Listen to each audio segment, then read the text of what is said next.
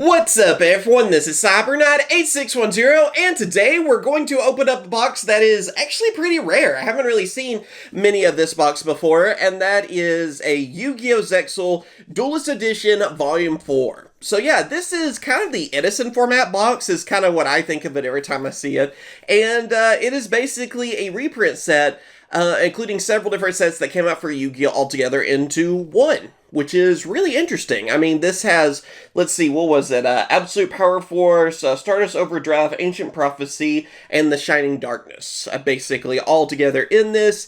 You have kind of the beginning to mid part, it feels like, of Synchro Summoning, which is cool, even with like Drill Warrior right there. You have Herald of Perfection, what was that, Blackwing Dragon, of course, there too, and even Quick Draw, which is really neat. This is also the set, too, that first had Steam Synchron in it, which is a card that's been reprinted a couple of times now. I think it's a little easier to get. But, yeah, I thought it'd be fun to open this up and see what we can get from it, because, again, it's kind of a cool way to see some older cards. This is actually a pretty old set, too, something that's kind of been forgotten with time. It's kind of like a newer version of Dark Beginning, and I say newer as in, like, I mean, this is still, I don't even know when it came out. Like, it's got to be probably about 10 years old or so at least. So anyway, let's get to opening. But real quick, we do have a sponsor for today's video. Do you ever feel like you're stuck in a habit that you don't even think about? Maybe it's something you reach for during just stressful moments, or hanging out with friends, or even just out of boredom.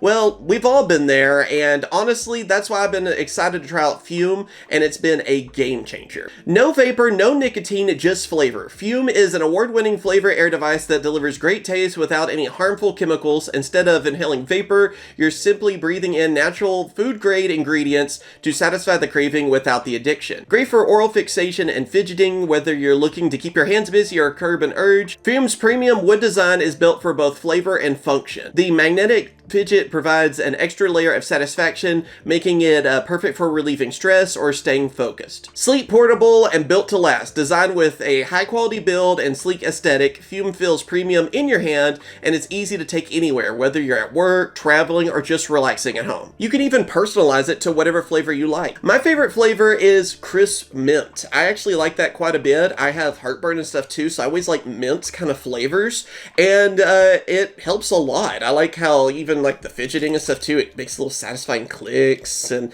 I can mess with this a lot because I have a lot of anxiety. I bite my fingernails a lot and stuff too, so trying this out has actually helped me quite a bit, kind of focus on something else, and even focus too on the task at hand instead of just my anxiety. Over 700,000 people have already made the switch to Fume as part of their habit-changing journey. If you're ready to try it for yourself, now's the time. For a limited time, you can order the Journey Pack using my code Cyberknight, and you'll be given a free Fume topper, which is this right here, this rubber part, and it's an awesome accessory to level up your experience. It's really cool too. You can even kind of chew on it if you want. I don't know if that's always, something I should say, but it's just kind of nice to have there instead of like just touching your lips to metal too. I kind of like that a little bit more. So yeah, what are you waiting for? Click on the link, try Fume, Cyberknight, or scan the QR code on your screen to get yours today. Again, I think it's really cool, and I'm hoping it will help me out with not biting my nails as much. So big thank you to Fume. So yeah, check out our sponsor and let's get going. Like, subscribe, and all that too. I appreciate it. There we go. If I can get a tear for this, make it a little bit easier. But yeah, I like sets like this. It'd be really cool if they made something a little bit newer, because they kind of stopped doing things like this. We kind of just get like, what, mega packs, mega tin kind of things, or stuff like that for reprints. You don't really see like a new set, basically, with like all of the like main monsters on it kind of thing, Let's see what we have here. I really like the way this one looks, too. I like the cover monsters they chose. Let's kind of zoom in. Of course, too, everything is in Japanese. This did not come out for us. I want to say close to the equivalent was like probably a Legendary Collection 5Ds or something. I feel like these came out around the same time. Paco Quill, remember that. Flare Resonator, the Resonator card's pretty cool. Morphtronic, Drill Synchron. Got some of the reptilian stuff in there, too. What was that? Water Hazard, I think. Preparation of Rites. That's pretty good. And we got the Moon Dragon. Not bad. Yeah, you're not guaranteed hollows. But we should get some from our box. Let's see. Rodent Totem. Kuribon. Key Mouse. I do remember a lot of these. I feel like I've opened up a lot of this kind of stuff pretty recently. We have the Cherry Inmatos, I believe. The Jester Clown. Jester Confit, I think actually was his full name. We're being kind of creepy. X-Saber Slash. Oh, well, I went ahead and got to it. But yeah, we got Volume. Those cards stuck together. I'll take that. Volume was a big game changer back in the day for Blackwings. Remember when this card came out, it was really expensive, and again, it did a lot for them. Being able to basically synchro summon using your graveyard and stuff was pretty crazy back then. So yeah, not bad. That's a good Ultra. Volume's still a pretty awesome card. I mean, heck, we're getting the Legendary Extra 5Ds pretty soon. Over here in TCG, we're having to wait a little bit longer in the US, so... Oh, Vasky. That was a really good one back in the day. That was a good side deck card, basically, for Draco Sack. Level Eater, by the way, was really good. More Reptilians, Time Passage, Ancient Forest. I think this is actually still kind of a pricey card for us. I don't know if it's really been reprinted that many times. Is it Fossil Dig, I believe? And we got Spore. Remember back in the day, it was kind of a meme for this channel to get Spore, because it seemed like every time I pulled it, I would get something really good from Generation Force. Like, it was always in the special editions I got. X-Saber Huntley. We do know X-Sabers are getting new support. I guess it will be probably next year for us. I think it's going to be the Maze set, essentially. Falcon B. We got Quakimeru. A lot of fun stuff for sure. And, oh, we got the big one, too. Again, it's always that second card, which is actually pretty good, too. What was that, like, Dirge? I don't know. It was one of the ones that was a Lost Art, basically, where it, like, helps you level down monsters, I believe, so it disrupts Synchro Summoning. But yeah, this was the card. Steam Synchron. That was actually the exclusive on this. That was probably really good to get, especially back then. But yeah, some of the other Synchrons, they're pretty cool. I do wish they would have had warriors for some of these other ones, too. Like a Hyper Warrior would have been cool. Maybe a Steam Warrior and all. I mean, there's so many cool ones. And we've been getting some good synchros over the years. But yeah, this is actually, it's a pretty decent monster by itself, too. I remember when it got some hype, because for us, it only came out in the 5D's Legendary Collection. So, yeah, I'm hoping they reprint that one day, too. Crusader of Endymion, more Reptilians. I'll try not to let the cards stick together if I can. It's that older, like, cards, too. They kind of have a little different feeling, which is nice, though. See, cards Black Feathers or whatever. That was the one that was like an anti-Blackwing card. More of the future stuff. And, oh, that's cool. We got Gothams. X-Saber Gothams. Remember this one a lot, too. Really good card. Oh, and we still have another one. We got the Monkey, Cthulhu. Earthbound Immortal Cthulhu. Not bad either. I like the Earthbound stuff. They still get some support. Unfortunately, it's more about like that Synchro support that came out in Arc 5.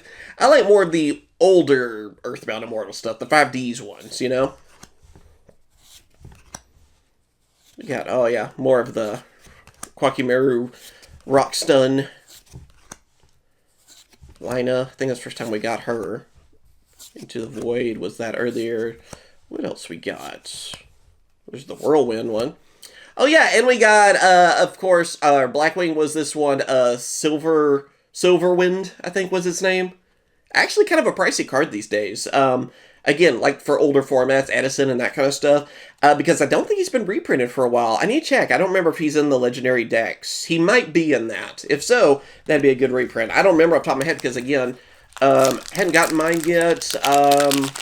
Yeah, we're delayed in the US, so I'm trying to think. But yeah, we'll definitely have an opening when it's out. Oilman. Got more of the Fortune Fairies. I like the Fortune Ladies. I guess Fortune Fairies is a different archetype. Rooklord. Variant Ascator. I like the Inca archetype too. I've always been a fan of that one. Didn't much care for the newer support though that they got. Not as much, you know. Oh, Rekindling. Oh man, I remember this card causing a lot of trouble back then. An Ultra Rekindling is pretty cool. I think for us though, this card has been quite a few different rarities, and I think even originally it was like a common for us, so not bad. I think it was one of those few times where we actually got it easier, I think, than Japan. I feel like it was. I just remember that card causing a lot of trouble. Like Flamevilles and stuff using it, and I think Fire Fist used it. There's been a few different things. Jins. What else we got? Lord British. I like the Gradius stuff. And now, even these days, was a Burst Protocol, the new set, we are getting new BES support. So, kind of funny on that, too. Fossil Dig, Preparation, and Flamevell Fire Dog. I remember really liking this card back in the day, using the Flamevell Magician as well.